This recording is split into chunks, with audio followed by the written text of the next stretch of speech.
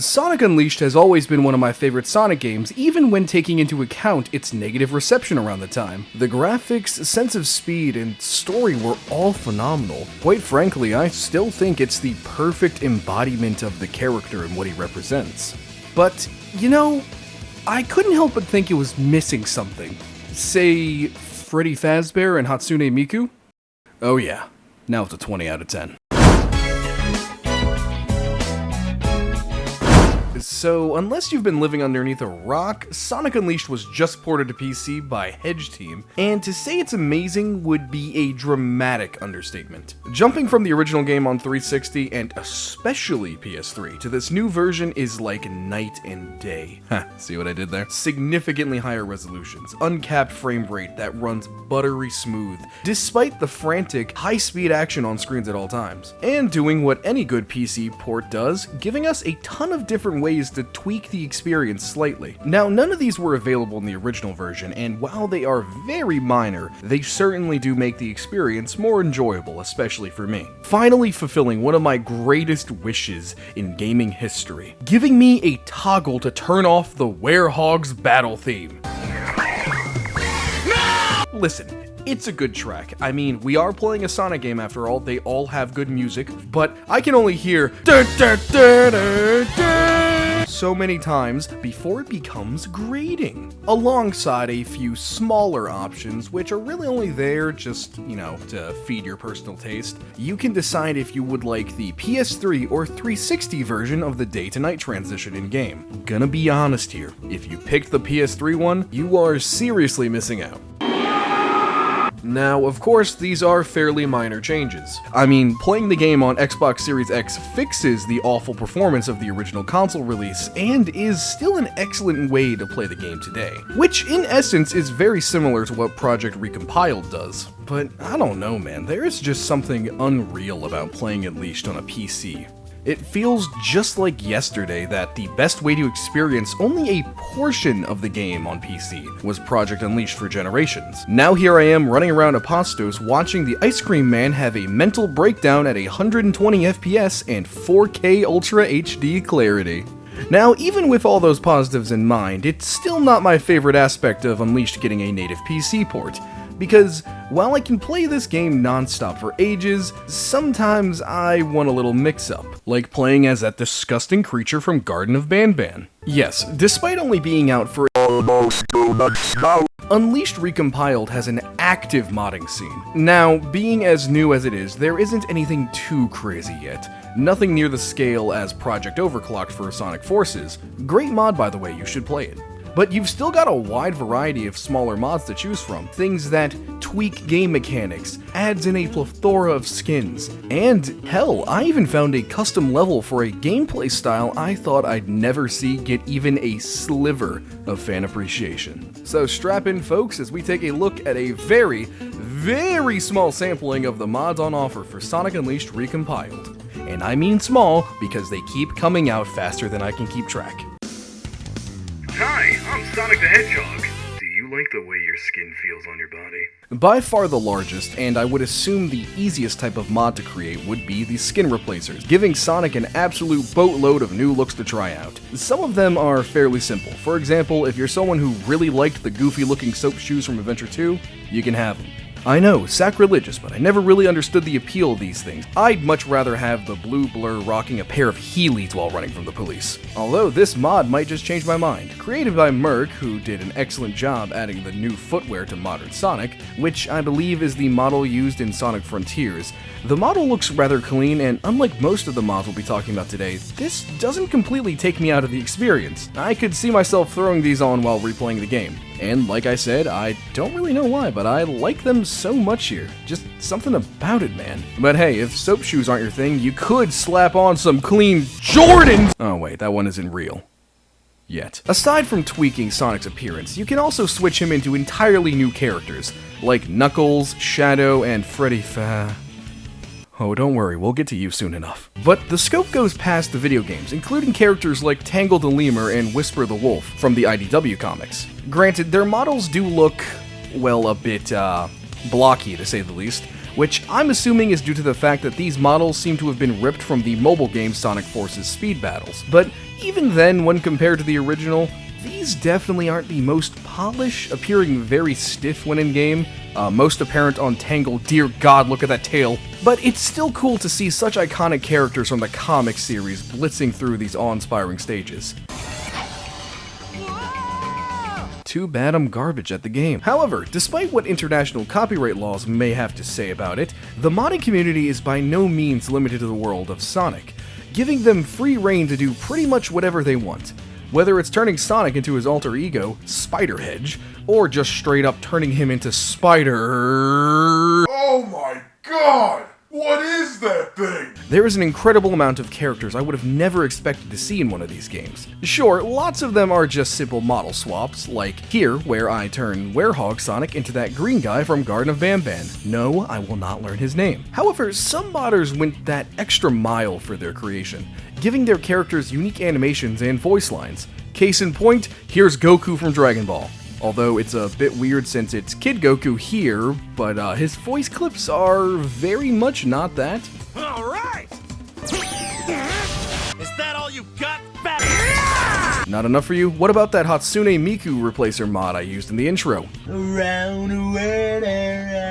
Which replaces Chip in the main game. However, it also does something really cool, using the actual Vocaloid software to produce some amazing lines of dialogue. Where'd you go?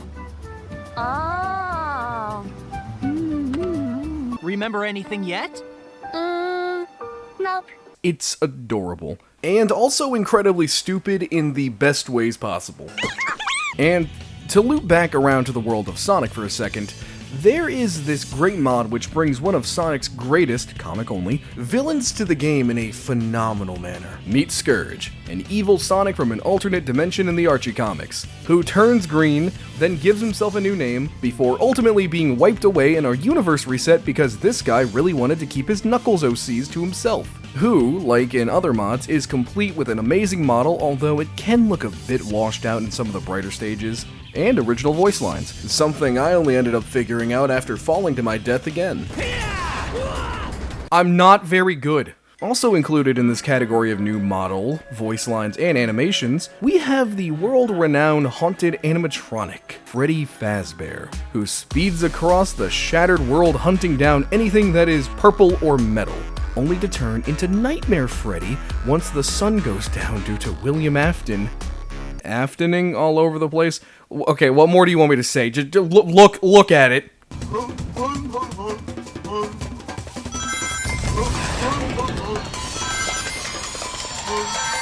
The entire mod is like that, by the way. It is simultaneously the greatest thing of all time and the sole reason why I'm going to commit suicide. While not nearly as exciting as plopping new characters into Sonic's role, the fact that the community has full reign to tweak and play around with Unleashed code is a godsend. As soon as I got my copy working, you bet your ass I downloaded the Metal Requirements Remover mod, as these are the sole reason I don't replay Unleashed nearly as much as I'd want.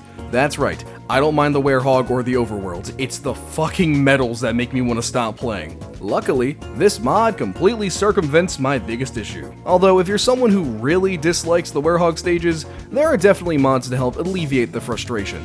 Just browse around the Game Banana mod list long enough and you'll find a plethora of progression and/or combat improvements which you can apply to your game with a click of a button. Hedge Manager is really cool. These gameplay improvements aren't only limited to our furrier friend either. One of my mods which I always keep active is the Generations Drift mod, which, as you can safely assume, takes away the wide and unruly drift found in the base game, which is usable, though requires a lot more learning, with the more tight and responsive drift from Generations. It's a shame that I'm still garbage with it no matter what game it's from. Now, not everything has to be a switch up mechanically.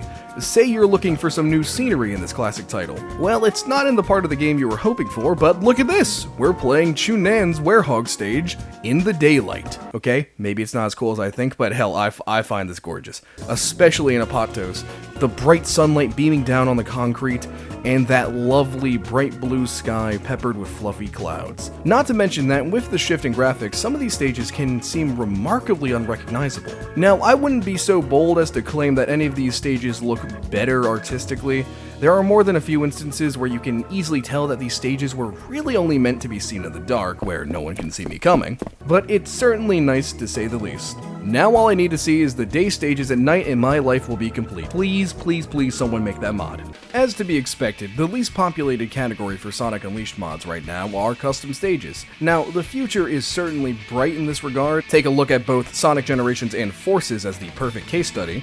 But since we're so early on in Unleashed community's lifespan, there aren't too many now. I exclusively grabbed my mods for this video from Game Banana, so I know I may be missing out on a few stages that were floating around, so forgive me if I'm leaving out some cool stuff. I know for a fact that there's a mod right now which converts Windmill Isles Act 1 and 2 from the Wii port of the game into the Recompiled engine, which is awesome. While I have yet to play the port, I know many people hold it near and dear to their hearts. Plus, it's just cool to play these levels without it looking like this. That being said, I wasn't able to find the mod and give it a play for myself, although I didn't come up empty-handed in my search for custom stages in general. Finding one neat little mod I think you'll all find intriguing. Have any of you played a humble little Nintendo 64 game called The Legend of Zelda Majora's Mask? Well, did you expect it to look like this when combined with a Werehog level?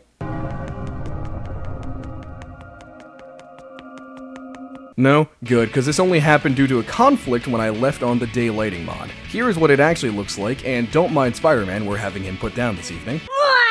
Welcome to Clocktown, a custom stage made by Goal Ring Mod 27, porting over said area from Majora's Mask 3D and converting it into a puzzle-oriented night stage for Unleashed. And it is super cool. Not only are the puzzles interesting, well, for a Sonic game anyway, I had to pull from my Half-Life experience and use a destructible wooden crate to reach a few locations, but the locale is very somber for a night stage. And I mean, duh, Majora's Mask is one hell of a depressing game. But in the mod, there aren't any townsfolk walking around the area, and the music that is there just provides a super ominous and almost ethereal vibe to the map, leaving you alone with just the empty ambience with the diegetic sound of the clock tower bell ringing. And it makes it really unnerving while exploring the area to track down one of the 4 gems needed to unlock this portion of the level. Quite unsettling. I'd say it scared me, but it'd be a lie with deformed black suit Spider-Man on a slide. All in all, I love it, and the fact I exist in a time where custom Werehog stages are being made is liberating. Yes, I was that one kid in elementary school who thought the Werehog was metal as fuck. When I tell you that this video doesn't even begin to scratch the surface of the amount of mods available for this game, I truly mean it. The ones selected for discussion were simply the first ones I saw that seemed appealing to me. And even now, after recording gameplay and finishing up this script, there are so many cool things in the work for Recompiled. Another batch of high-quality skins, including a mod putting Surge from the IDW comics into the game with full voice acting, alongside many, and I mean many more incredible things. The future's looking bright. Not just for Unleashed budding modding community either, but for Sonic as a whole. I know it's weird to get into this now, but there was a time not so long ago where if you said anything positive about the Blue Blur, you'd be assaulted by an army of Game Grumps fans who lack the ability to think for themselves. Yet now with the movies Frontiers and Shadow Generations, we're seeing people who once denounced the series come back and rave about it.